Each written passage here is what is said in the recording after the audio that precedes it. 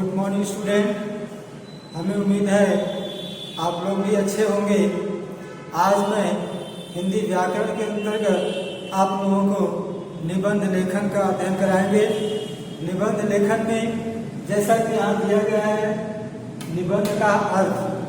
निबंध का अर्थ होता है अच्छी तरह से बधी हुई रचना, ऐसी रचना जिसमें व्यवस्थित शब्दों का प्रयोग किया जाता है, वह निबंध के अंतर्गत आता है।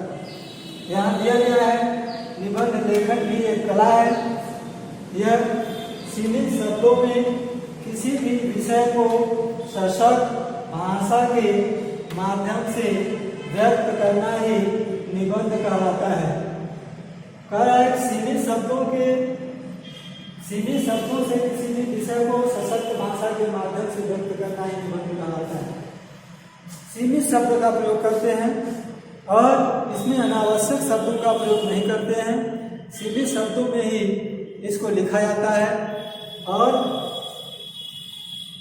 निबंध लिखते समय याद रखने योग्य महत्वपूर्ण तथ्य, निबंध लिखते हैं तो उसमें कुछ बातों को हम ध्यान रखते हैं, याद रखते हैं, और कैसे निबंध लिखा जाता है उसके कुछ महत्वपूर्ण तथ्यों को यहाँ बताया गया है।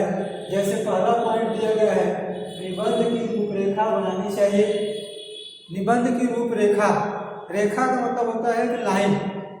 निबंध की एक लाइन होती है, अपने अंदर, अपने मन में, अपने विचारों में सोच करके एक लाइन बनाया जाता है कि कैसे हमको निबंध लिखना है। एक प्रस्तावना में घटना का वर्णन, यदि हम कोई प्रस्तावना बनाते हैं, लिखने की कोशिश करते हैं, शुरुआत करते हैं, तो सबसे पहले घटना का वर्णन हमारे दिमाग में आना चाहिए। इसके बाद सूक्ति या किसी कविता का अंश होना चाहिए। सूक्ति होता है या कोई कविता होती है, उसका भी कुछ अंश ले करके उसको और अच्छे से बनाया जाता है, जिससे कि निबंध पढ़ते समय लोगों को अच्छा लगे। इसके बाद विचारों का क्रम व्यवस्थित होना चाहिए।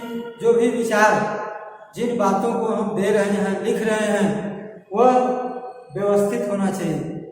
मतलब सुनियोजित ढंग से शब्दों का प्रयोग होना चाहिए। निबंध लिखते समय याद रखने योग्य महत्वपूर्ण तथ्यों के अंतर्गत चौथा जो पॉइंट है, भाषा सरल, स्पष्ट व मौलिक होनी चाहिए। आपकी जो भाषा हो सरल हो, जिससे सबको समझ में आ जाए, स्पष्ट हो, क्लियर हो, लोग ध्यान से उसको समझ सके। मौलिक होनी चाहिए, उसके अंदर मौलिकता होनी चाहिए, जिससे कि लोगों को उसमें भाव कुछ स्पष्ट हो सके।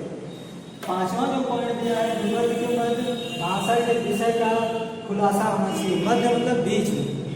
निबंध लिखते हुए आप बीच निबंध तक पहुँचते हुए इस तरह से व्यक्त करिए कि पता चल जाए कि किस विषय पर निबंध लिखा जा रहा है। इसके बाद छठवां जो पॉइंट है, शब्द सीमा का ध्यान रखना चाहिए। शब्द सीमा का मतलब है कि आप अनावश्यक शब्दों का प्रयोग मत करिए। अनावश्यक शब्दों का प्रयोग नहीं करना है, शब्द सीमा का ध्यान रखना है। और सातवां है, निबंध में अनावश्यक विस्तार नहीं होना चाहिए। मतलब बहुत बढ़ा चढ़ा करके अनावश्यक विस्तार नहीं होना चाहिए। तो ये मुख्यतः 7 पॉइंट आपको निबंध लिखने के जो तथ्य हैं मुख्य रूप से उसको बताए गए हैं। हमें उम्मीद है कि आप लोगों को समझ में आ गया होगा। धन्यवाद।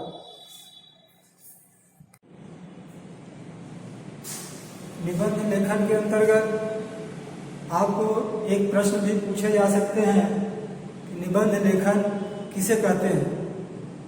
तो हो सकता है क्वेश्चन आ जाए, तो उसके लिए मैंने यहाँ लिख दिया है। प्रश्न है, निबंध लेखन किसे कहते हैं। उत्तर में सीमित शब्दों में किसी भी विषय को सशक्त भाषा के माध्यम से व्यक्त करना ही निबंध कहलाता है। इसके बाद निबंध के भाग, निबंध के मुख्यतः 4 भाग होते हैं। वर्णनात्मक निबंध, जिसमें कि वर्णन किया जाता है। विवरणात्मक निबंध, जिसमें विवरण दिया जाता है। भावात्मक निबंध, जिसमें निबंध लिखा जाता है तो उसके भाव स्पष्ट होते हैं। विचारात्मक निबंध, लोग अपने विचारों से जो निबंध लिखते हैं, अपने विचारों को तर्क वितर्क के माध्यम से, वह विचारात्मक निबंध के अंतर्गत आता है। धन्यवाद।